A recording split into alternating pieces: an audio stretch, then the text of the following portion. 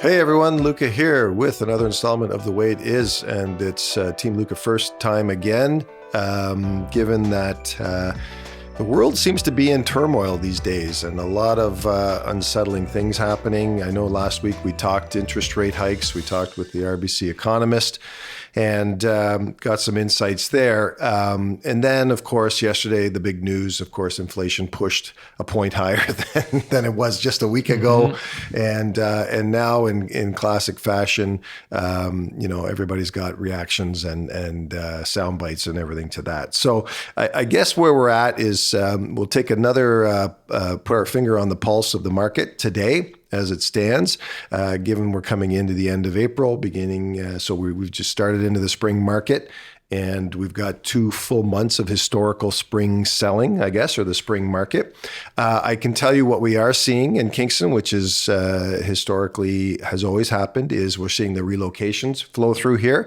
Of course, one of the main drivers of that and one of the bigger employers that relocates personnel is Canadian Forces, DND, and we're seeing those both in the selling side in terms of houses coming on the market that are being sold by DND personnel and those coming in to purchase. And so what we've seen, even though it was a holiday weekend, we had 50 new properties come on yesterday. They were already at 46 before we came on here today, and it's just afternoon hours. So supply is starting to increase, which is good because if you're a buyer and everybody's concerned about your affordability, this certainly will help your cause in the sense that, again, it's simple supply and demand economics. More supply will even out the demand, and there won't be that frenetic running around and multiple offers on properties. You may have a chance to actually, in fact, Sam did a deal last week that we actually have an offer with a condition on inspection that's actually happening on Saturday morning. In fact, we kind of even forgot who the heck we call for an inspection. But lo and behold, Sam, you tell the story about what happened when you tried to find an inspector. Yeah, so obviously it may be a sign of the market because I called 3 home inspectors and none of them had short-term availability. When we were kind of in the peak of the market, if we ever were lucky enough to get a home inspection, you'd call and they'd be available the next day. But everyone I spoke to was tied up, double booked, everything like that. So I guess there is a bit more opportunity for those home inspections on properties. Yeah, and so and rates are going up. Right, we talked to a broker that we use just before the podcast, and 5-year fix with a discount is roughly around 3.79%, and a variable rate, which is still the way to go, is hovering around 2%. So again, historically speaking, still phenomenal interest rates. Mm-hmm. And I guess what we're going to get into too is an argument or a debate about these rising interest rates. And Sam did some research for us in terms of what these rising interest rates really mean versus vis-a-vis affordability. So I'll let you go into that a bit, Sam. So something that always kind of pops up is with the increased rates, the expectation is prices will decrease, which may give more opportunities to buyers. But we're kind of looking at purchasing power / your monthly payment and how that breaks down relative to lower prices with higher rates versus higher prices with lower rates. So back in January 2021, we were at February 2021, people deemed the market as unaffordable then at $607,000 as the average purchase price, which in turn had an interest rate around 2%, giving people an approximate payment of $1,800 monthly.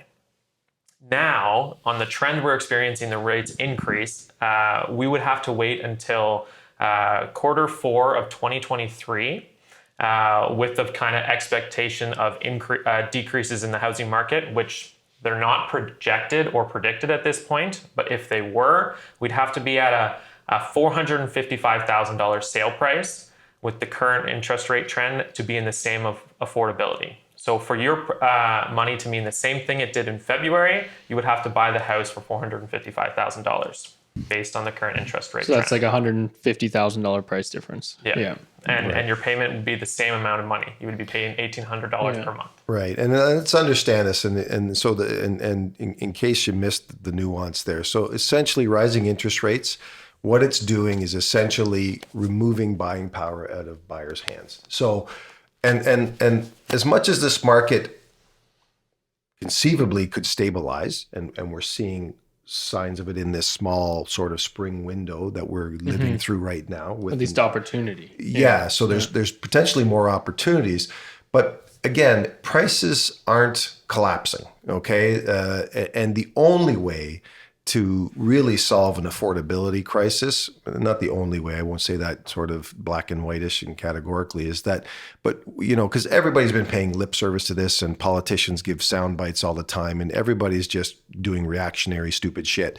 The bottom line is increased supply is going to help the market. It's going to be a balanced market. It's going to satiate demand, and then you get, more favorable terms, more favorable buying conditions, and even, I dare say, more favorable selling conditions.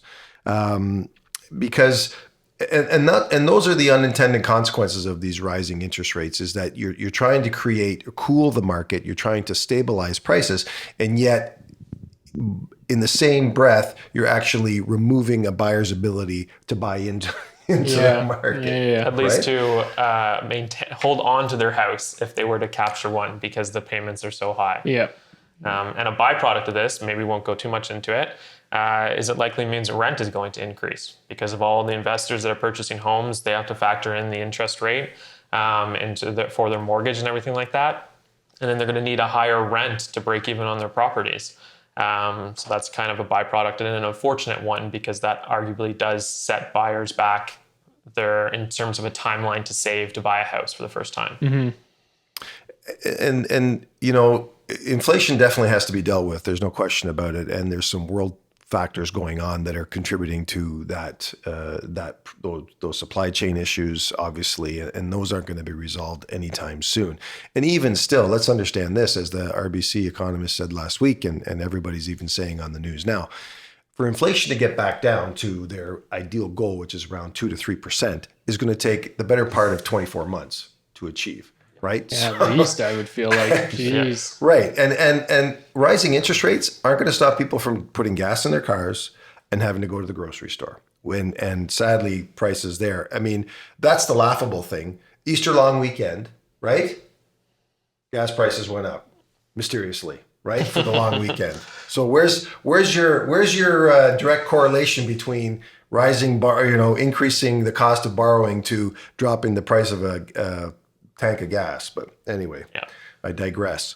All right, Joel, because we're not going to leave you out. We're going to talk about a contentious issue, both amongst the real estate community and the public at large, blind bidding, which is getting quite a bit of traction right now. So we have our viewpoints, but Joel, I'll let you segue into the start of that. Yeah, so obviously, at this point, I assume a lot of people have seen the budget, or at least the headlines for the federal budget of banning blind bidding, which essentially boiled down to, once you looked at it, at least in Ontario, is that sellers need to opt into disclosing bids. And I assume buyers would have to opt into that as well. That's right. So first and foremost, I'm a little confused how they think they can change the market without forcing everybody to play the same game, because now we're going to have this odd discrepancy of maybe a quarter of the houses doing this auction style, but then the remaining are still doing all this blind bidding. So I don't see how you can really change a seller or a buyer's perspective on blind bidding if you're not actually banning it, like all these headlines are saying. And then obviously that brings into the question, is it truly the answer? And I don't think anybody here or there or in the government can say for sure if it's going to change anything, if it's going to help. Truthfully, I don't know myself, and honestly, I'm hesitant to even make a prediction because, who would have thought we'd be where we are today with bidding? Yeah, and I guess for me, and sorry, Sam, I'll let you go first before I sort of.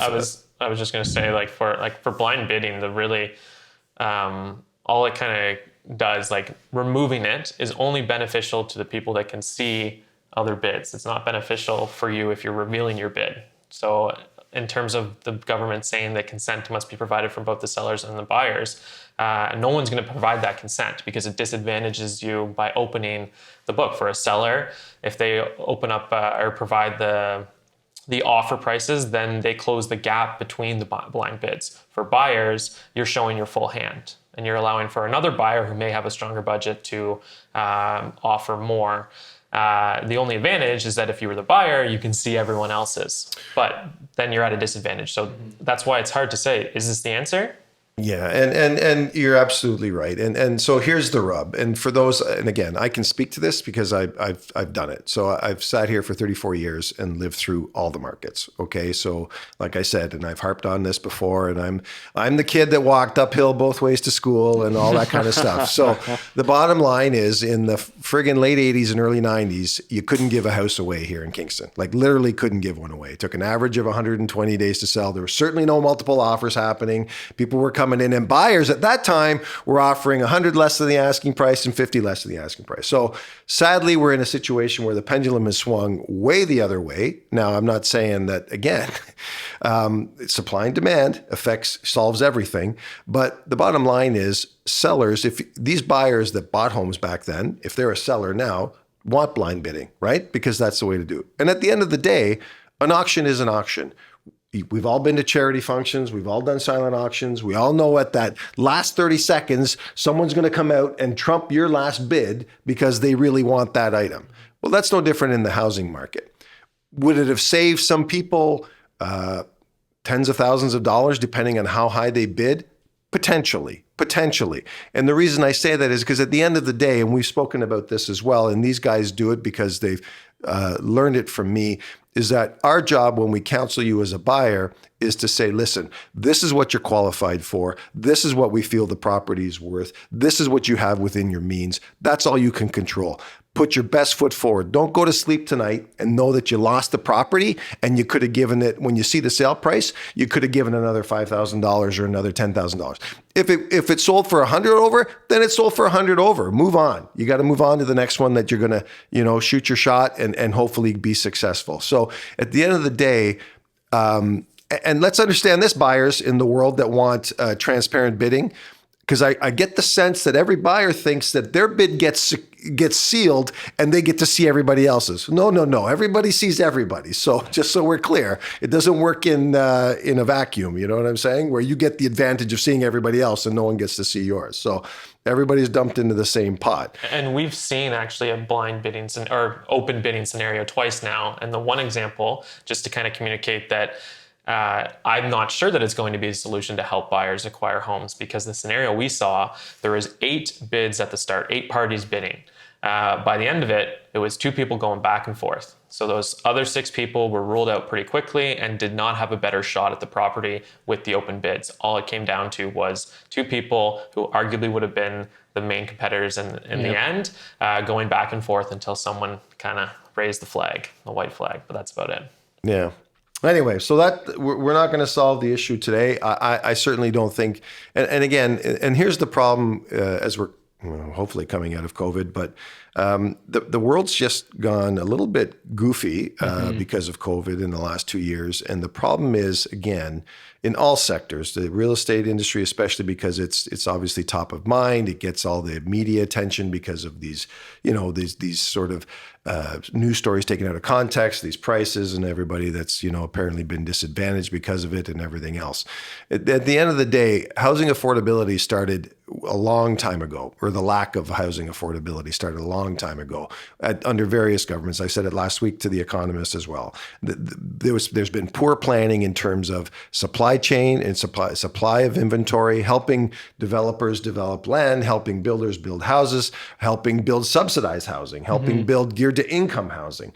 All of that fell by the wayside, and the government, of course, in its delegation and dumping of things to the private sector, and now here we are, right? So who do you have to blame for that?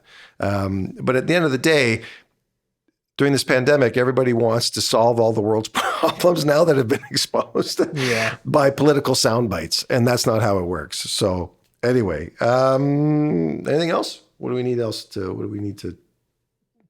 touch on? I guess That's pretty solid. I mean, yeah. I guess for us, and this is where, again, unabashedly, Team Luca First here is here to help you navigate both sides of this equation, right? If you're a buyer, as I said, we provide you the insight, we provide you the analysis, we provide you all of the information that you're going to need to make the best decision you possibly can for your situation in that particular time, in that moment in time. That doesn't mean it can't change a week later. That doesn't mean it can't change a month later. It doesn't mean what's going to happen. If you're a seller, even more, this is a very challenging market. And let's understand this. And some of the reason we're seeing people, realtors posting on this, joint or group Facebook page, didn't get offers today or didn't receive showings today. Well, you know what? Everybody gets greedy pretty quick. And so the problem is the market is still is strong. There's still buyers out there in the marketplace. There's buyers still looking for housing. The fact remains, though, you are still getting a premium price for your property compared to where it was a year ago, 6 months ago, 10 years ago, 5 years ago.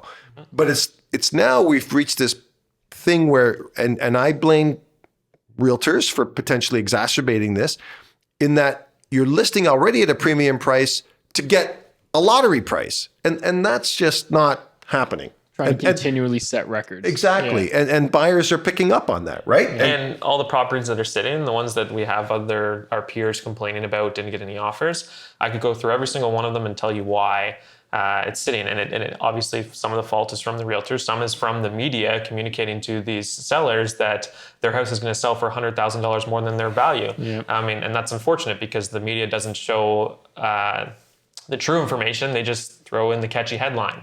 Yep. So that's kind of what it comes down to. And I know we've lost out on a couple listings in the past because we were honest and because we told them what their property is probably worth. And then we see it get listed and sell for kind of right in the realm of where we estimated, but or below less. And just goes to show that the realtor who got the listing was probably promising, the moon, new record-setting price for their neighborhood. And then once offers rolled around, then the seller finally realizes, okay, turns out my property's not what I thought it was worth. I'm not going to be setting a record in the neighborhood. Well, and that's, that's happened for as long as I've been doing this. Sadly, there's still that component in the real estate industry. But anyway, so suffice it to say, folks, that we're here to support you. We're here to walk you through each side of this equation and on all aspects of the process.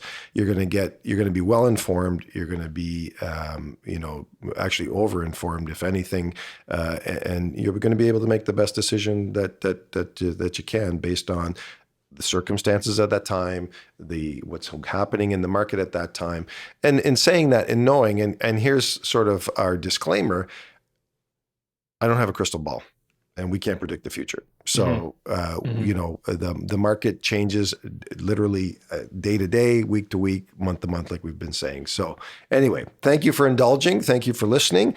And we'll catch you on the next one. And by all means, if you have any questions whatsoever about anything we've discussed, please feel free to reach out to any one of us. And we're more than happy to have those conversations. So, all right. Thank you. Perfect. Thank you.